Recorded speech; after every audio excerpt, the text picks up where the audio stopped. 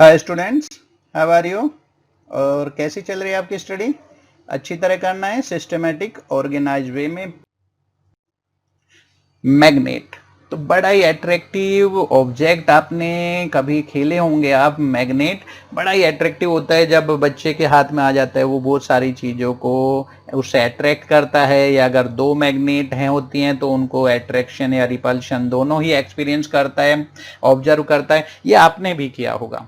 तो मैग्नेट को अगर आप कोई कहे डिफाइन करने के लिए, तो a magnet is a material or object that produces a magnetic field around it. Magnetic field means एक ऐसा magnetic environment मैग्नेट अपने आसपास प्रोड्यूस करता है कि उसमें अगर कोई मैग्नेटिक सब्सटेंस या कोई दूसरी मैग्नेट आती है तो उस पर फोर्स एक्सपीरियंस होता है, हमने ऑब्जर्व किया है। This magnetic field is invisible but is responsible for the most notable property of a magnet, that is a force that pulls on other ferromagnetic materials such as iron, nickel, cobalt, etc. and attracts or repel other magnets. We know it. Types of magnets on the basis of occurrence, magnets are of two types. First natural magnet जो हमें nature provide करता है, and man made magnets that, और you can say artificial magnets. तो natural magnets में जो सबसे पहले ऑब्जर्व किया था एज अर्ली एज 600 BC में, ये मैग्नीशिया नाम के प्लेस पे, ग्रीस में जो प्लेस है वहाँ पे शेफर्ड्स को क्रेडिट जाता है इसको इन्वेंट करने का, क्योंकि उन्होंने ऑब्जर्व किया था कि जो उनके पास वुडन शूज होते थे विद आयरन नेल, वो कुछ स्टोन्स पे स्ट्रक हो जाते थे, या आयरन टिप्ड रॉड्स होती थी वो भी वहां पे अफेक्टेड होती थी। तो उन्होंने उसको सबसे पहले एक तरह से ऑब्जर्व किया, तो इसी मैग्नीशिया नाम के प्लेस के बेस पे इसको नाम भी दिया जाता है मैग्नेट। और ये जो नेचुरली अक्रिंग स्टोन जैसा सब्सटेंस है, अब आज हम जानते हैं इट इज एन आयरन और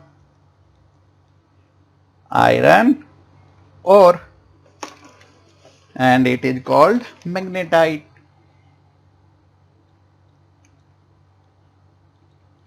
Chemically it is iron oxide, Fe3O4. It is also known as black stone or lodestone or lead stone or leading stone or kissing stone also. ठीक है, तो बड़ा ये सबसे एक तरह से जैसे इलेक्ट्रिक चार्ज का इन्वेंशन हुआ, ऐसे ही मैग्नेट का भी यहाँ पे इन्वेंट हुआ अराउंड 600 BC इन ग्रीस। अब अगर हम बात करते हैं आर्टिफिशियल मैग्नेट्स की, तो आर्टिफिशियल मैग्नेट की एडवांटेजेस हैं कि हम इन्हें अपनी शेप का we can made of convenient size और शेप और डिजायर्ड स्ट्रेंथ का हम इनको बना सकते हैं, और इनकी पोलरिटी को भी हम रिवर्स कर सकते हैं। पोलरिटी क्या होते हैं अभी पढ़ेंगे। तो आर्टिफिशियल मैग्नेट्स के टाइप्स हैं जिसको हम डिजाइन कर सकते हैं। बार मैग्नेट में हमें जनरली मिलता है, या सिलेंड्रिकल मैग्नेट, या यू शेप मैग्नेट, या ये भी यू शेप दिखाया है, और सर्कुलर मैग्नेट या रिंग मैग्नेट। ओके, ये आपने देखा होगा। नेक्स्ट, अब हम बात करेंगे प्रॉपर्टीज ऑफ मैग्नेट्स की। तो स्टूडेंट्स, बेसिक या मेन ये चार प्रॉपर्टीज होती है मैग्नेट्स की। Attractive property, magnet attracts ferromagnetic materials like iron, cobalt, निकल एटसेट्रा। यानी कि अगर आप मैग्नेट के पास फेरोमैग्नेटिक मटेरियल्स को लेके आएंगे तो ये उनको अट्रैक्ट करेगा। तो ये फिगर ए में आप देखिए, मैग्नेट से जो सब्सटेंसेज है वो अट्रैक्ट होते हुए आपने दिखाए, और आपने इस तरह की चीज़ों को ऑब्जर्व भी करते हैं। सेकेंड प्रॉपर्टी है fundamental law of magnetic poles, कह सकते हैं। Like magnetic poles repel each other and unlike magnetic poles attract each other. तो अगर आप नॉर्थ और साउथ पोल को पास लेके आएंगे वो अट्रैक्ट करेंगे, फिगर बी में देखिए आप। और सेम पोल्स को अगर एक दूसरे के पास लेके आएंगे तो आप रिपल्शन फील करेंगे। आप जानते हो ये चीजें। Directive property, A freely suspended magnet always points in the north south direction.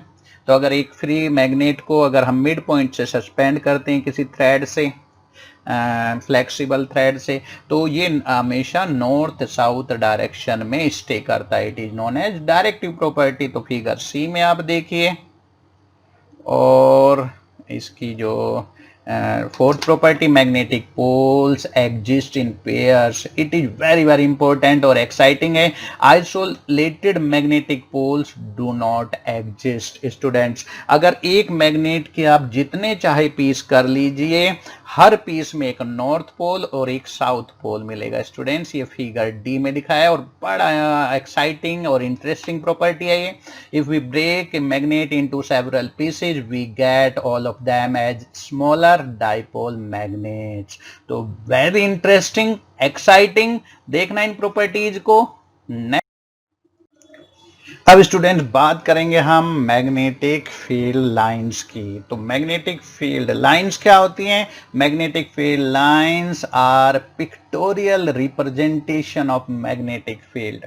अगर कहीं पे मैग्नेटिक फील्ड है तो उसका एक पिक्टोरियल रिप्रेजेंटेशन, इमेजिनरी मैग्नेटिक यानी कि कर्व्ड लाइन से हम दिखाते हैं। लाइन जरूर इमेजिनरी है, लेकिन what they represent, that is magnetic field, that is real.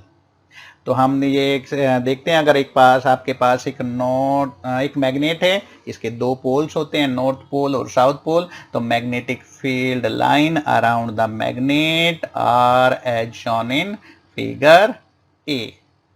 तो ऐसी होती है, नॉर्थ पोल से स्टार्ट करती हैं और साउथ पोल में एंटर करती हैं।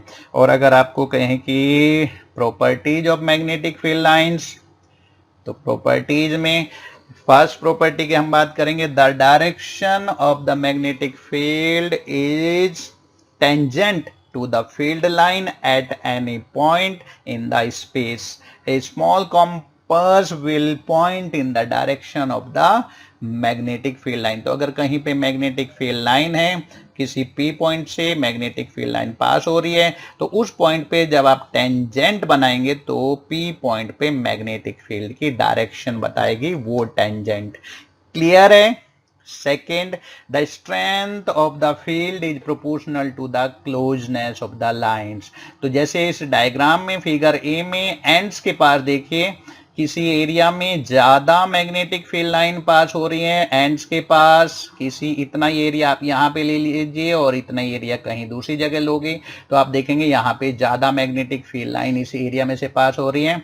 तो इसका मतलब जितनी क्लोज होंगी magnetic field line, that is proportional to the strength of the magnetic field. तो एंड्स के पास मैग्नेटिक फील्ड की स्ट्रेंथ ज्यादा होती है, इसका मतलब। क्लियर है?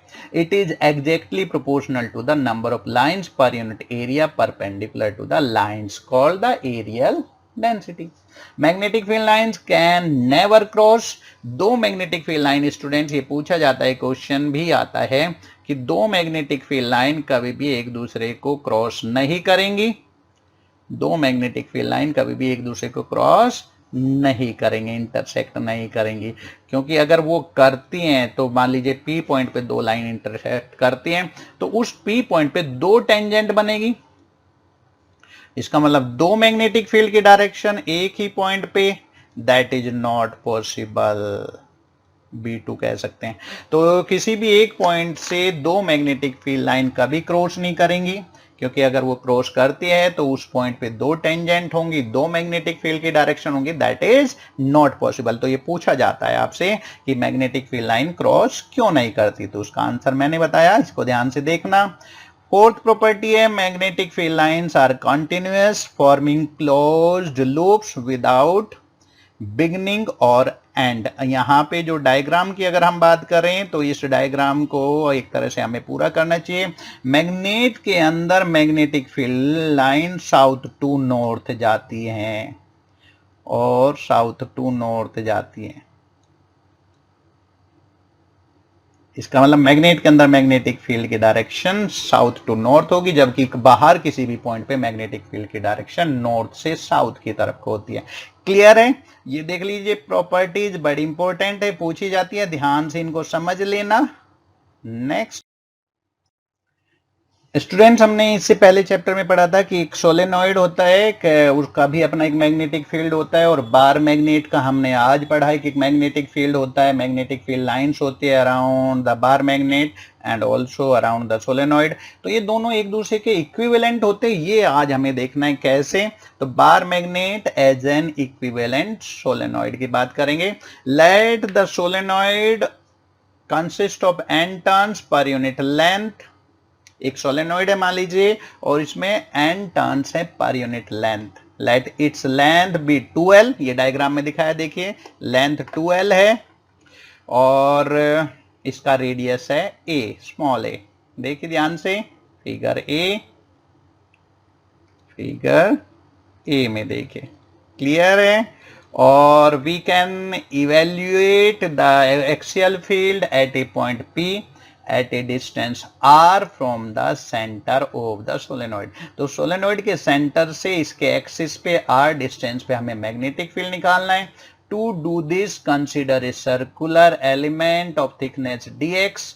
हमने एक dx थिकनेस एलिमेंट को यहाँ पे कंसीडर किया of the solenoid at a distance x from its centre. इसके सेंटर से x डिस्टेंस पे dx थिकनेस का हमने सोलेनॉइड का पार्ट एज्यूम किया है। Number of turns in dx element कितने होंगे, क्योंकि number of turns per unit length है n इंटू dx, जो थिकनेस आपने एज्यूम किया तो n into dx। Let the current in the solenoid is equal to r। The magnitude of the field at point P due to the circular element, अगर हमें निकालना है circular element जो आपने लिया dx थिकनेस का, इसकी वजह से P पॉइंट पे मैग्नेटिक फील्ड निकालना है। तो आपने पढ़ा था एक करंट लूप की वजह से उसके एक्सिस पे एक डिस्टेंस पे मैग्नेटिक फील्ड के अमाउंट, अगर हम उस फॉर्मूले को यहाँ अप्लाई करते हैं तो dB will be equal to mu naught upon 4 pi 2 pi, n की जगह आएगा number of turns N dx i a square, जो आपके सोलेनॉइड का एरिया है। अगर हमने पढ़ा था लूप की वजह से, तो वहां पे ये रेडियस हुआ एक तरह से, और जो डिस्टेंस है आपके सेंटर से, सोलेनॉइड के सेंटर से P पॉइंट की, तो ये हुई R डिस्टेंस है। लेकिन अगर हम dx एलिमेंट से इसकी डिस्टेंस देखते हैं, जहां हम नंबर ऑफ टर्न्स कंसीडर कर रहे हैं, तो ये होगा R डिस्टेंस है, R माइनस x और square plus a square raise to the power 3/2। तो ये लूप की वजह से जो मैग्नेटिक फील्ड एक्सिस पे लेते हैं, अगर नंबर ऑफ टर्न्स n है तो हम ये फॉर्मूला अप्लाई करते हैं। Equation A, total magnetic field at P, total magnetic field at point P due to solenoid is given as, और इसके लिए हमें इंटीग्रेशन करना पड़ेगा, यहां कम जगह है थोड़ा, नेक्स्ट। तो total magnetic field at P due to solenoid is given as B is equal to integration of dB and that will be given by from equation A। अगर आप dB की वैल्यू रखते हैं mu naught upon 4 pi, constants जितने भी है बाहर ले लीजिए, mu naught upon 4 pi 2 pi NI A square, और इंटीग्रेशन करेंगे आप dx divide by R minus x square plus a square raise to the power 3/2, और लिमिट रहेगी इंटीग्रेशन की -L2 प्लस L, क्योंकि आप सेंटर से देख रहे हो सोलेनॉइड को, 2L लेंथ का आपका सोलेनॉइड है, तो -L लेंथ एक तरफ हो गई और L लेंथ एक तरफ, तो -L2 प्लस L आप इसको लिमिट देंगे।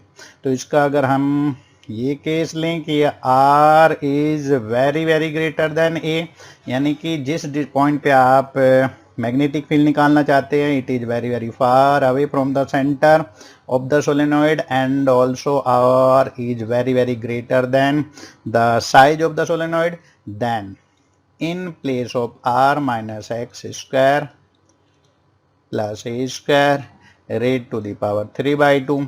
तो आप कह सकते हैं in comparison of R x and a can be neglected, therefore the value of this can be written as r cube. Then magnetic field will be given by mu naught upon 4 pi 2 pi n I a square, r cube भी बाहर आ जाएगा आपके integration से, integration dx और limit -l to +l। तो अब इसको सोल्व करिए, इजी हो गया आपके लिए। Mu naught upon 4 pi 2 pi N I A square. अब तो मैथमेटिक्स है स्टूडेंट, सिंपल इजी समझ आने वाली बात है। एक्स इंटीग्रेशन हुआ और लिमिट -l टू +l। अगर मैं यहीं इसको थोड़ा लिखें तो mu naught upon 4 pi 2 pi N I A square divide by R cube, और आपके जो एक्स को जब लिमिट दोगे एल माइनस एल तो 2l आ जाएगा, और आपका इंटीग्रेशन की वैल्यू 2l आ गई। तो now you can write mu naught upon 4 pi 2 N I A divide by R cube, sorry divide by R cube. तो ये आपका मैग्नेटिक फील्ड हो गया। यहाँ पे पाई ए स्क्वायर की जगह लिखा आपने area of the any loop of the solenoid, और total number of turns of solenoid is given as 2ln, उसी को हमने कैपिटल N लिखा है क्योंकि number of turns per unit length को सोलेनॉइड की लेंथ से मल्टीप्लाई कर दिया आपने। तो now magnetic field of the solenoid will be given as mu naught upon 4 pi 2m upon r cube, और m आपको पता है यहाँ पे magnetic dipole moment of the solenoid that is given by NIA। Clear है? और ये आपका इक्वेशन आ गया, मैग्नेटिक फील्ड आ गया। सिंपल मैथमेटिक्स था, अगर आप ध्यान से करें तो बड़ा इजी है। तो ये आपने सोलेनॉइड के एक्सिस पे मैग्नेटिक फील्ड कैलकुलेट किया। And students this is also for axial magnetic field of A bar magnet which one may obtain experimentally. यही रिजल्ट बार मैग्नेट के लिए आता है अगर हम उसको एक्सपेरिमेंटली कैलकुलेट करते हैं। और thus A bar magnet and A solenoid produce similar magnetic fields. The magnetic moment of a bar magnet is thus equal to the magnetic moment of an equivalent solenoid that produces the same magnetic field. So you can say bar magnet is as an equivalent solenoid. Clear है? बहुत समझने वाली चीज है, समझ के करिए। It is very interesting student, the electrostatic analog of magnetism। आपने जो इलेक्ट्रोस्टैटिक्स में रिलेशन पढ़े थे स्टूडेंट, बिल्कुल सिमिलर इक्विवेलेंट रिलेशन आपको यहाँ मिल रहे हैं। बस कुछ चीजों का आपको रिप्लेस करना है। जो जहाँ पे आप इलेक्ट्रिक फील्ड लिखते थे वहां पे आप लिखिए मैग्नेटिक फील्ड, और कांस्टेंट इलेक्ट्रोस्टैटिक केस में था 1/4 पाई एप्सिलॉन नॉट, और यहाँ पे है म्यू नॉट अपॉन 4 पाई। तो स्टूडेंट कंपेयर करके देखिए, आपने पढ़ा axial field of bar magnet for r is very greater than L is given by B axial mu naught upon 4 pi 2m upon r cube। और इसी तरह का रिलेशन आपने electric field due to an electric dipole on its axis पे निकाला था। Same relation है, बस म्यू नॉट अपॉन 4 पाई आ गया 1/4 पाई एप्सिलॉन नॉट की जगह, और 2p की जगह m आ गया। p वहां पे इलेक्ट्रिक डाइपोल मोमेंट था, यहाँ पे m मैग्नेटिक डाइपोल मोमेंट है। तो कंपेयर करके देखिए, बिल्कुल इक्विवेलेंट रिलेशन आपको मिल रहा है।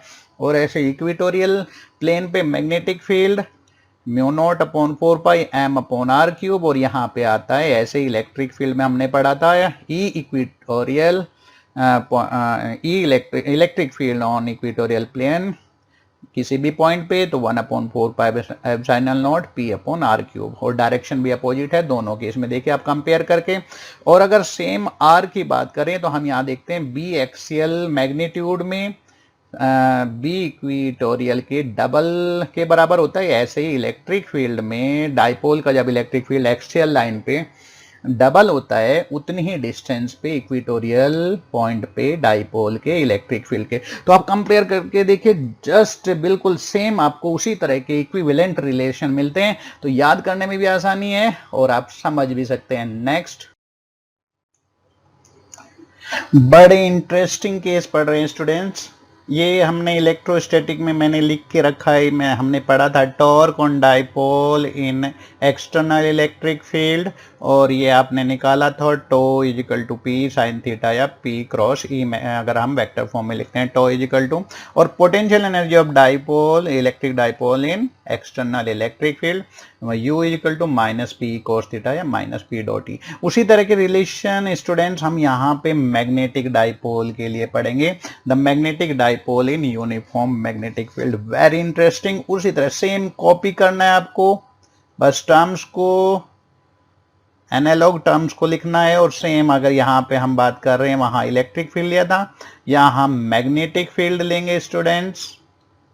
और ये मैग्नेटिक फील्ड हुआ, और एक मैग्नेटिक डाइपोल, जैसे आपकी मैग्नेट होती है जिसमें दो पोल्स होते हैं, मैग्नेट उसे ही डाइपोल कहते हैं।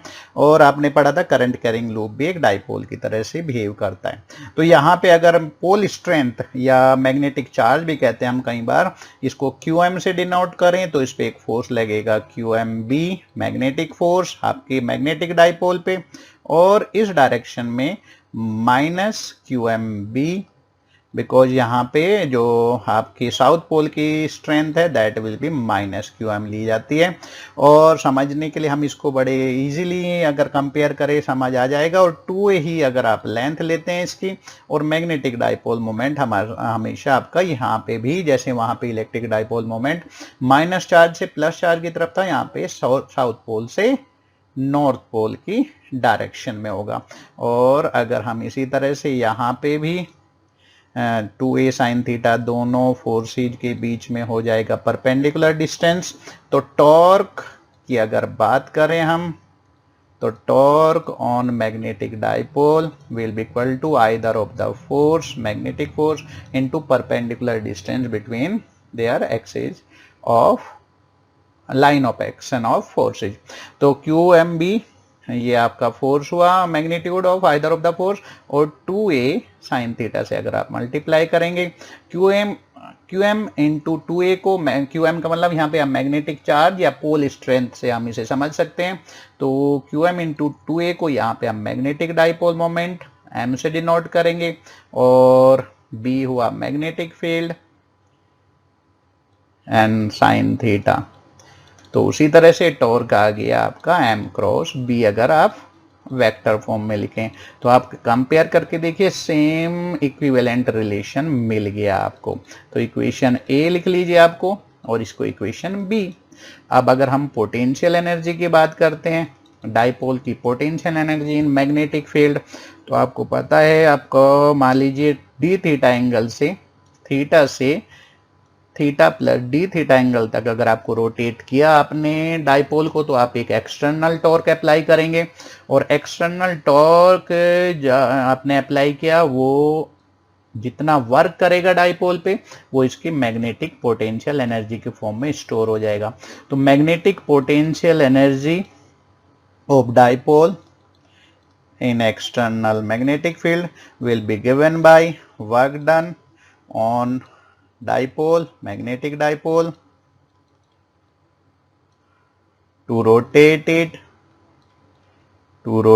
it from angle theta to theta plus d theta. So that will be given by students, आपने मान लीजिए 2 एक्सटर्नल फोर्स लगाया, 2 एक्सटर्नल टॉर्क अप्लाई किया, और डी थीटा एंगल से आपने इसको टर्न किया। तो ये हुआ वर्क डन, इक्वेशन C आप कह सकते हैं। और अगर टोटल पोटेंशियल एनर्जी की बात करें, बिल्कुल सेम हमने तरीका लिया था इलेक्ट्रिक डाइपोल के केस में, आप याद करिए, रिकॉल करिए। Total magnetic potential energy of dipole, अगर आप E की जगह M रखते जाएं और P की जगह M रखते जाएं, तो आपको सेम वही लैंग्वेज रहेगी, बस इलेक्ट्रिक की जगह मैग्नेटिक वर्ड आना है। और आप लिखेंगे total potential energy of dipole to rotate it from initial angle θ1 to final angle θ2 we get. और potential energy total that magnetic है तो यूएम लिख देते हैं, और ये आ जाएगा टो डी थीटा, और आपकी लिमिट हुई θ1 से θ2।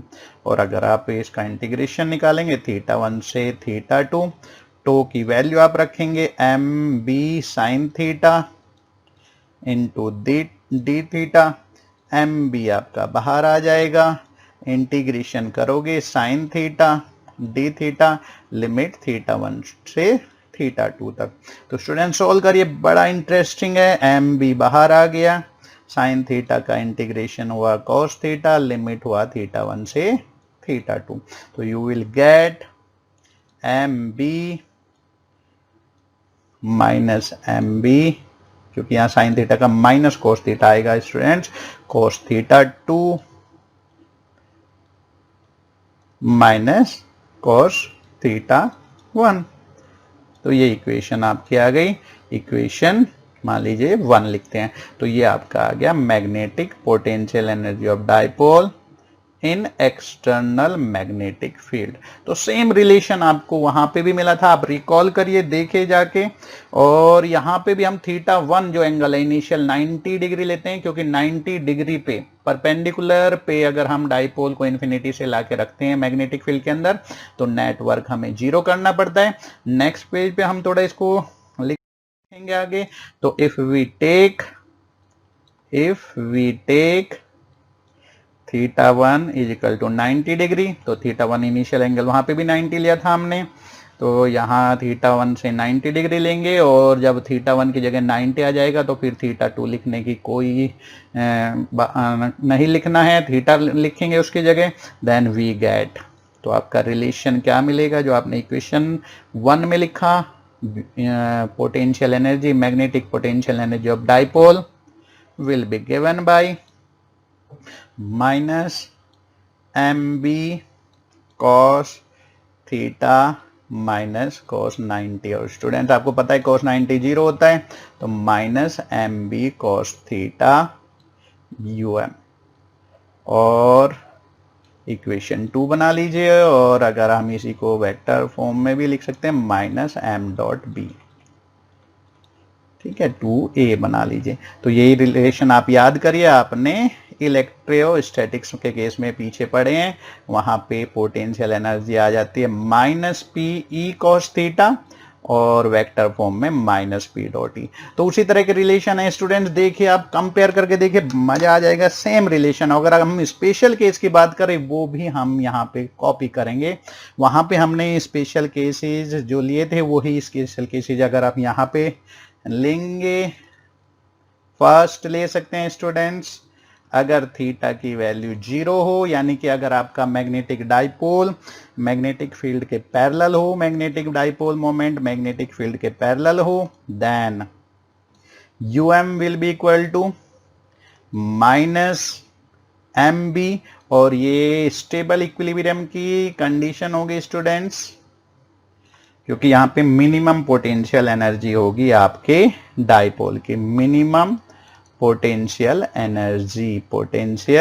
एनर्जी रहेगी, और ये रहेगा आपका स्टेबल इक्विलिब्रियम। सेम केस है जैसे आपने इलेक्ट्रिक डाइपोल में पढ़े थे, रिकॉल करेंगे तो ये चीजें आप पहले कर चुके हो।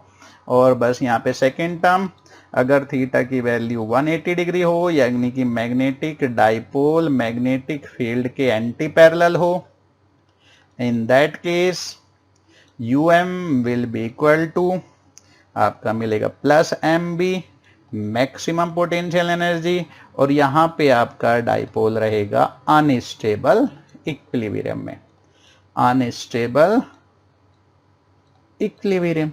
और थर्ड केस, अगर आप थीटा 90 डिग्री रखें तो आपका पोटेंशियल एनर्जी आएगा 0, यानी कि इस केस में में आपके डाइपोल की पोटेंशियल एनर्जी 0 रहेगी। तो इसी तरह की इक्वेशन आपने इलेक्ट्रिक डाइपोल में पढ़े थे, आप रिकॉल करके देखिए, सेम है बिल्कुल और समझ आ गया होगा। Very interesting. Determination of magnetic field, very interesting students, मजा आ जाएगा इस टॉपिक को पढ़ के। आप रिकॉल करिए, आपने कहीं पढ़ा या आप 11th में करेंगे, प्रैक्टिकल है, कि एक पेंडुलम को अगर हम ऑसिलेट कराते हैं ग्रेविटेशनल फील्ड में तो हम उस प्लेस का एक्सीलरेशन ड्यू टू ग्रेविटी निकाल सकते हैं, यानी कि intensity of gravitational field, and the formula is T is equal to 2π√L/g। तो उसी तरह की कॉन्सेप्ट को हम यहां यूज करते हैं मैग्नेटिक फील्ड को डिटर्मिनेशन करने के लिए। एक मैग्नेटिक डाइपोल का मतलब है मैग्नेटिक निडल, एक छोटी सी मैग्नेटी होती है, तो इसको हम अलाउ करते हैं मैग्नेटिक फील्ड में ऑसिलेट करने के लिए स्टूडेंट्स, और उसका मैग्नेटिक मोमेंट हमें पता है नॉन है, और इसका मोमेंट ऑफ इनर्शिया भी हमें नॉन है। तो हमारे पास मैग्नेटिक एक डाइपोल है जिसका मोमेंट, मैग्नेटिक मोमेंट और इनर्शिया हमें पता है। तो जब ये ऑसिलेट करता है स्टूडेंट्स तो टॉर्क कितना लगता है हमें पता है। Torque on the dipole in magnetic field is given by mb sin theta. किसी इंस्टेंट पे अगर ये थीटा एंगल बना रहा है मैग्नेटिक फील्ड के साथ, और हमें पता है कि torque is also given as, torque on a dipole is also given as I d square theta upon dt square. Rotational motion में टॉर्क का फॉर्मूला आपने ये भी पढ़ा है, tau is equal to I d square theta upon dt square. तो इसका मतलब जो आपको रिस्टोरिंग टॉर्क जो अप्लाई होगा आपके डाइपोल पे, वो किसी भी मोमेंट पे इस टॉर्क से प्रोवाइड होगा जो इसको मैग्नेटिक फील्ड की वजह से मिल रहा है। Therefore tau is equal to tau dash. तो इक्वेशन ए और बी से अगर हम लिखें I D square theta upon D T square that is equal to M B sine theta. Clear है स्टूडेंट्स। और अगर थीटा बहुत स्मॉल लेते हैं हम तो M B theta, because when theta is very small we can write sin theta is approximately equal to theta। Student बड़ा इंटरेस्टिंग है। और I D square I into और d square theta upon D T square, यानी कि angular acceleration जो होता है आपकी रोटेशनल मोशन में, उसका मैग्नीट्यूड होता है ओमेगा स्क्वायर थीटा के बराबर। माइनस में होता है लेकिन हम यहाँ मैग्नीट्यूड की बात कर रहे हैं। Alpha is equal to, alpha का मतलब एंगुलर एक्सेलरेशन होता है माइनस ओमेगा स्क्वायर थीटा।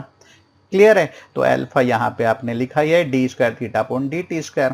तो अगर हम सिर्फ मैग्नीट्यूड की बात करते हैं तो माइनस को हम यहाँ पे नेग्लेक्ट करते हैं, और इस हिसाब से अगर हम यहाँ पे ओमेगा स्क्वायर निकालते हैं तो we will get M B upon I. और अगर यहाँ पे ओमेगा आपको पता है 2π अपॉन कैपिटल टी के बराबर होता है, तो t is equal to 2π√I upon mb। तो आप कंपेयर करके देखिए ये रिलेशन और ये रिलेशन में देखिए कितना रिजेम्बलेंस है। तो साइंटिस्ट एक ही तरीको यूज करते हैं, वहां हमने सिंपल पेंडुलम को ऑसिलेट करा के ग्रेविटेशनल फील्ड निकालते हैं, और यहाँ हम मैग्नेटिक डाइपोल को ऑसिलेट करा के मैग्नेटिक फील्ड निकाल सकते हैं। यानी कि इस फॉर्मूले से हम मैग्नेटिक फील्ड अगर कैलकुलेट करना चाहिए, अगर हमने टाइम पीरियड निकाल लिया, आई हमें पता है, एम हमें पता है, तो इस फॉर्मूले से B will be equal to 4π square I upon M T square. तो हम उस प्लेस का मैग्नेटिक फील्ड डिटरमाइन कर सकते हैं स्टूडेंट्स। तो it is very very interesting case जो आज हमने पढ़े, वेरी इंटरेस्टिंग। आप ध्यान से पढ़ना, कितना इंटरेस्ट आ रहा है, बस आपको वो सारी चीज़ों को रिजेंबल, जहां आपने जो इलेक्ट्रिक फील्ड में पढ़ा था वो मैग्नेटिक फील्ड में उसी के एनालॉग टर्म पढ़ रहे हैं। और जैसे यहाँ पे हमने ग्रेविटेशनल फील्ड में जो हम प्रैक्टिकल करते हैं, जिस हिसाब से हम किसी प्लेस का जी निकालते हैं एक्सेलरेशन ड्यू टू ग्रेविटी, ऐसे ही हम किसी प्लेस का मैग्नेटिक फील्ड निकाल सकते हैं। Very next, it is also very interesting exciting topic students. हमने इलेक्ट्रोस्टैटिक फील्ड में पढ़ा था गॉस लॉ, द फ्लक्स के लिए था ये फ्लक्स फाई यानी कि surface integral of electric field for a close surface is given as 1/ε0 times the charge enclose by the surface. Recall करिए स्टूडेंट्स, मैग्नेटिक फील्ड में हम गॉस लॉ को अगर अप्लाई कर तो Gauss law for magnetism is the net magnetic flux through any close surface is 0 and you can write it like it phi b flux, magnetic flux passing through a closed surface is given as closed surface integral of magnetic field for that surface and it will be given as 0। तो यहाँ देखिए दोनों में compare करिए। अगर मैं इसको equation A और इलेक्ट्रोस्टैटिक फील्ड में जो हमने सेम रिलेशन पढ़ा था उसको अगर मैं इक्वेशन बी लिखूं तो आप कंपेयर करके देखिए स्टूडेंट, दोनों में डिफरेंस है। तो ये डिफरेंस क्यों है वो सोचने वाली चीज है, समझिए। तो स्टूडेंट्स इसका रीजन यहाँ हम लिख रहे हैं, देखिए आप, the difference between Gauss law for magnetism and electrostatics is a reflection of the fact that isolated magnetic poles और you can say monopoles do not exist. क्योंकि स्टूडेंट्स कभी भी नॉर्थ पोल और साउथ पोल आपको अलग से मिलेंगे नहीं।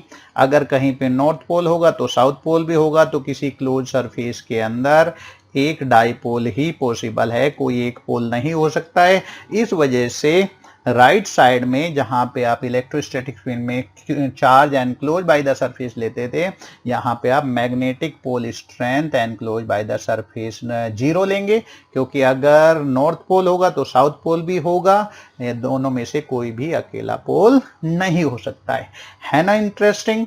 और आप देखिए आज आपने ये सारे टॉपिक किए, इनको आप अगर ध्यान से करेंगे वेरी इंटरेस्टिंग, एक्साइटिंग, और ध्यान से पढ़ेंगे आप समझ आ जाएंगे। आज के लिए इतना ही, थैंक यू।